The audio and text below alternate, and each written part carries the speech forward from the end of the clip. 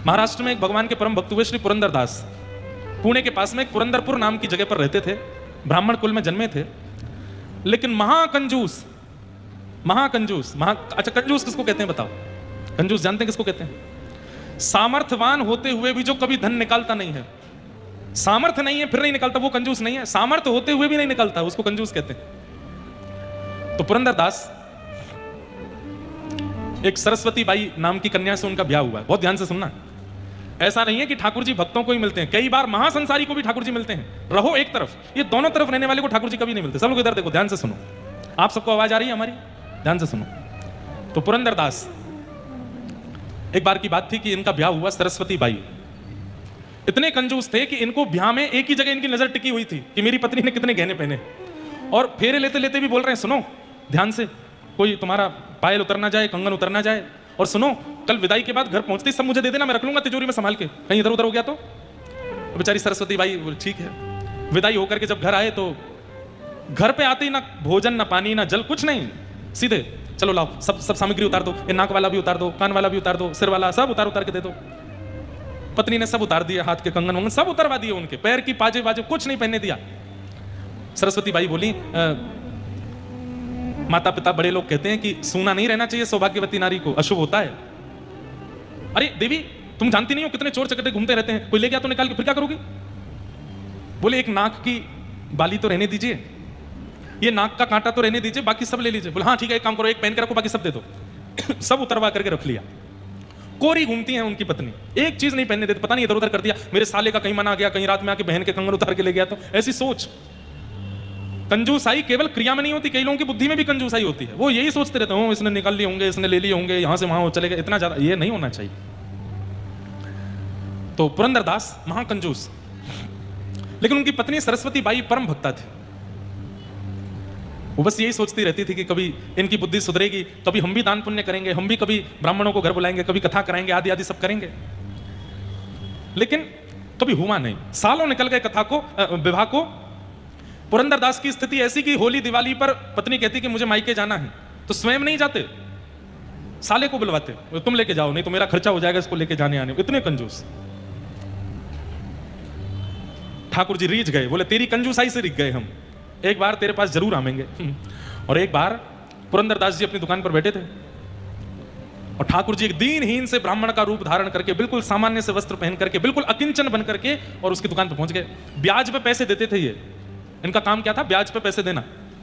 तो ठाकुर जी जब आए तो आकर के बोले, भैया मैं गरीब ब्राह्मण हूं, मेरी इकलौती पुत्री है, उसका विवाह होने वाला है, और जहां ब्याह होने वाला है मांग जाज तो कुछ नहीं की, पर उन्होंने कहा है अच्छा ब्याह कर देना। तो मेरे पास तो ज्यादा है नहीं, मुझे पता चला इस नगर पे ब्याज में पैसा तुम देते हो, इतने ब्याज के पैसे तुम्हारे पास रहते हैं, एक ब्राह्मण को दान कर दो, थोड़ा सा धन दे दो, मैं अपनी बेटी का ब्याह कर लूंगा। ठाकुर जी गए हैं ब्राह्मण बन के।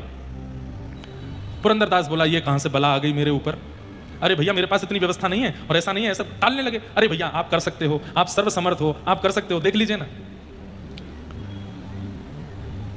नहीं माने। अंत में पुरंदरदास जी बोले, भैया देखो ऐसे नहीं दूंगा मैं, तुम पीछे पड़ रहे हो, एक काम करो। बोले क्या? कोई एक वस्तु मेरे पास रख के चले जाओ और पैसे ले जाओ। बोले मैं कहां से कौन सी वस्तु रखूं, मुझ पर कुछ है ही नहीं। बोले भैया यही एक तरीका है, और कोई तरीका नहीं है मेरे पास, कोई वस्तु मेरे पास रख दो, पैसे ले जाओ। तो भगवान तो भैया चतुर शिरोमणि है ठाकुर जी। तो ठाकुर जी बोले ठीक है मैं कुछ करता हूं व्यवस्था।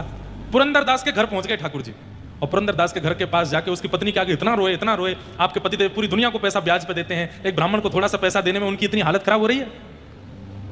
अंत तो गत्वा मान गए हैं, लेकिन शर्त ऐसी रखी है कि मैं कर नहीं सकता। बोले क्या? बोले कह रहे हैं कुछ वस्तु मेरे पास रखूं, मैं क्या रखूं, मुझ पर कुछ है ही नहीं। पत्नी बोली मैं क्या बताऊं, मैं तो इतने वर्ष हो गए शादी के, आज तक बदले ही नहीं वो।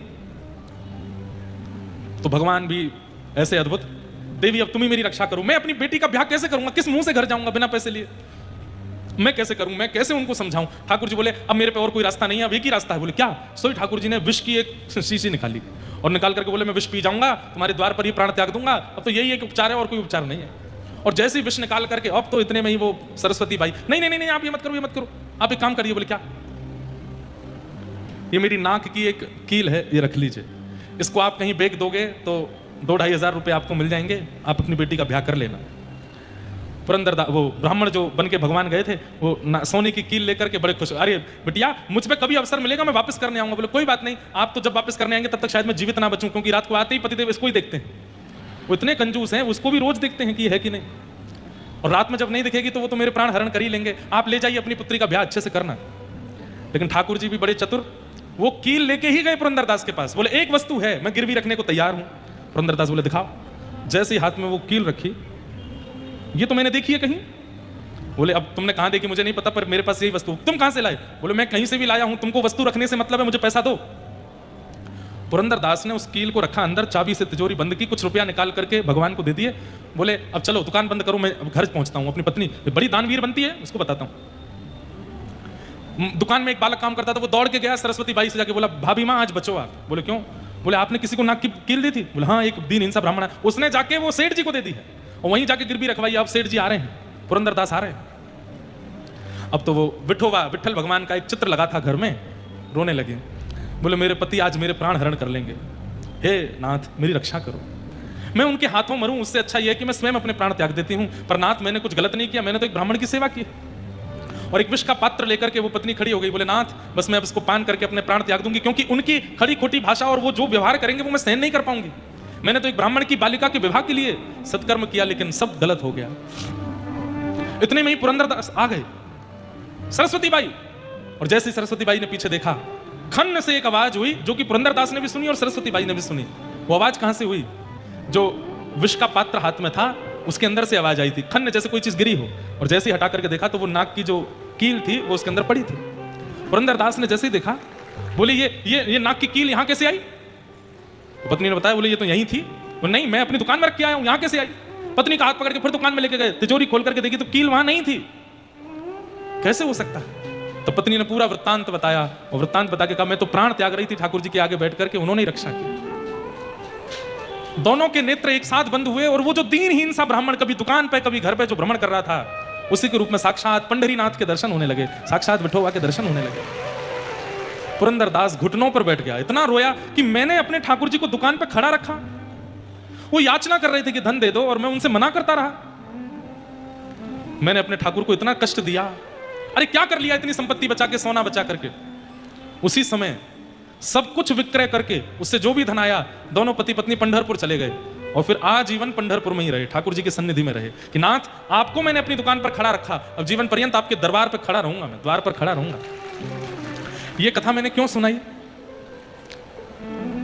कई बार ठाकुर जी एक तरफा व्यक्ति को ही मिल जाते हैं, अरे तू पूरे संसार का है, पूरा संसार का ही बना रहे, क्या पता रीझ गए ठाकुर जी आ जाए तेरे पास।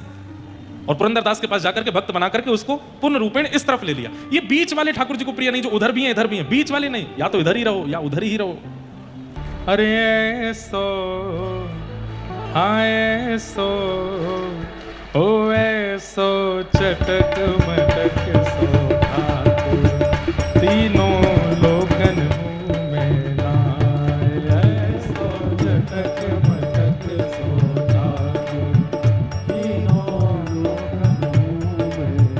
लोकन मुँह में लाए, तीनों लोकन मुँह में लोकन मुँह में लाए, तीनों लोकन मुँह में लाए। अरे हाँ, लोकन मुँह में लाए, तीनों लोकन मुँह में लाए, लोकन मुँह में लाए, तीनों लोकन मुँह में लाए। अरे ऐसो हो ऐसो हो ऐसो चटक मटक सो ठाकुर, तीनों लोकन मुँह में लाए, ऐसो चटक मटक सो ठाकुर, तीनों लोकन मुँह में। श्री राधा रमण लाल की जय हो।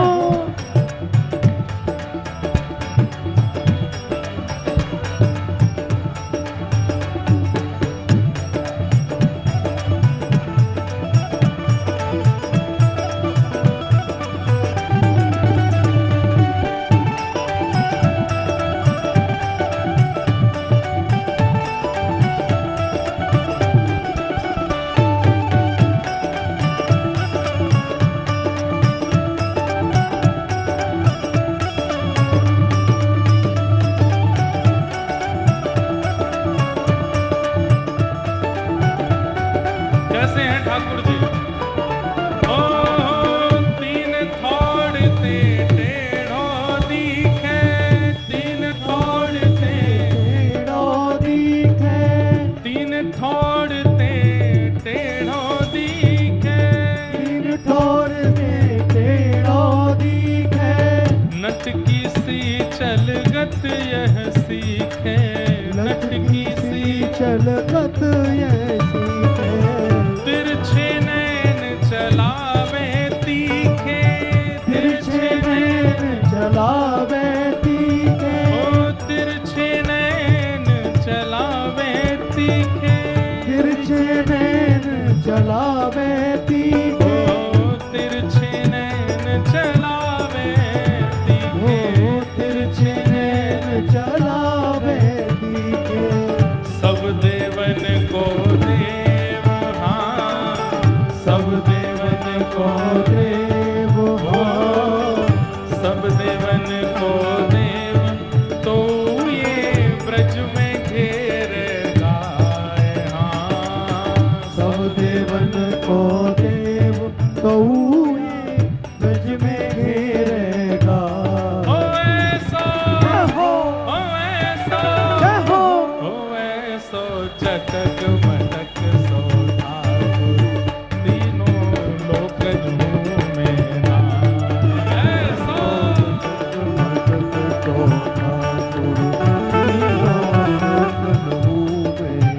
ये किनको पद है पता है आपको? हमारे बरसाने में जो माता जी गौशाला है, वहाँ के पूज्य महाराज जी श्री रमेश बाबा महाराज को पद है ये। भाव से गाओ, ओ ऐसो, जय हो, ओ ऐसो, जय हो, ओ ऐसो चटक मटक सो ठाकुर, तीनों लोक झूमे ऐसो चटक मटक सो ठाकुर, तीनों लोक झूमे। श्री राधा वल्लभ लाल की। जय हो।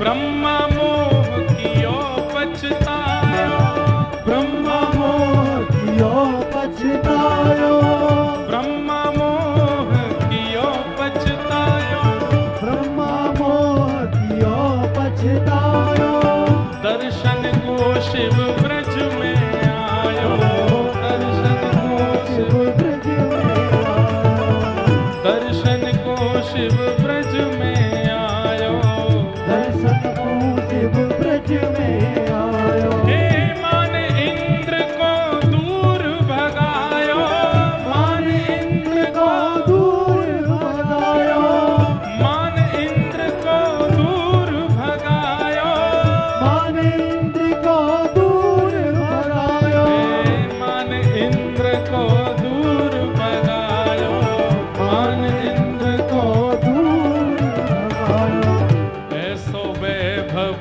वारो, हाँ ऐसो वैभव। मारो अरे ब्रह्मा जी को मोह दूर करे, या लाला के काजे शंकर जी कैलाश से दौड़ करके गोपेश्वर बनकर के आवे, नख पे गिरिराज जी धारण करके इंद्र को मोह दूर कर दे, मान घटाए दे। ऐसो वैभव वारो, हाँ ऐसो वैभव मारो ओ, ऐसो वैभव वारो, हाँ ऐसो वैभव मारो, तो ये ब्रज में कारी खाए, हाँ ऐसो वैभव वारो, तो ये ब्रज में कारी। आए। ओ ऐसा, जय हो, ओ ऐसा, जय हो,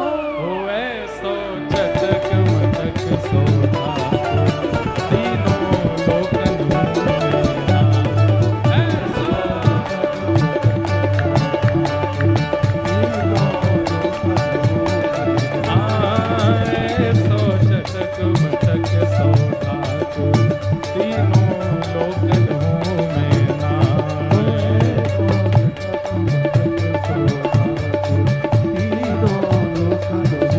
और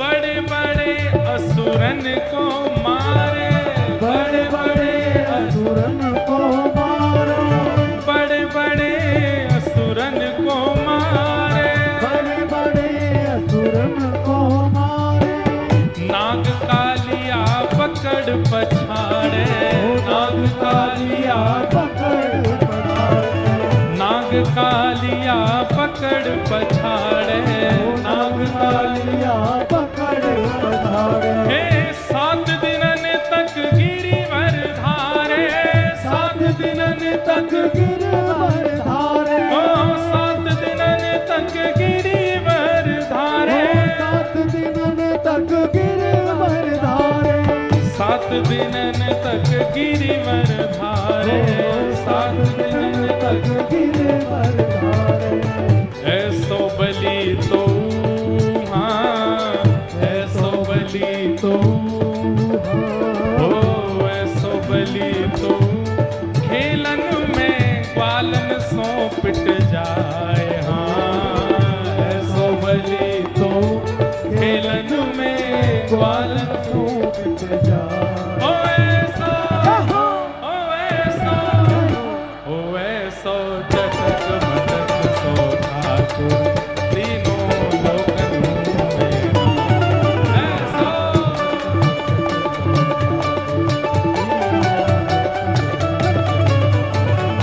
ऐसो चटक मटक सो ठाकुर तीनों लोकन हूँ मैं नाम।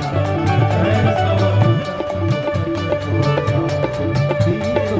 गोविंद बोलो हरि गोपाल बोलो, गोविंद बोलो हरि गोपाल बोलो, गोविंद बोलो हरि गोपाल बोलो, गोविंद बोलो हरि गोपाल बोलो, श्री राधा रमण हरि गोविंद बोलो। श्री राधा रमण हरि गोविंद बोलो, राधा रमण जी के गोस्वामी जी आए हैं, ऊंचे स्वर में बोलेंगे तो इनको पता चलेगी कि भैया आगरा में कैसे प्रेमी हैं राधा रमण जी के। वैसे तो आप लोगन को देख करके मुंह को दया तो बहुत आवे, तो कीर्तन करें संकीर्तन करें, आप लोग जब नृत्य करें ना तो गर्मी के भाव सोच के मुंह को दया तो आवे, लेकिन लगे कि साधना की तो बातें कर लो, फिर 18 नहीं 16 पे एसी चला के बैठे करियो घर में, है ना।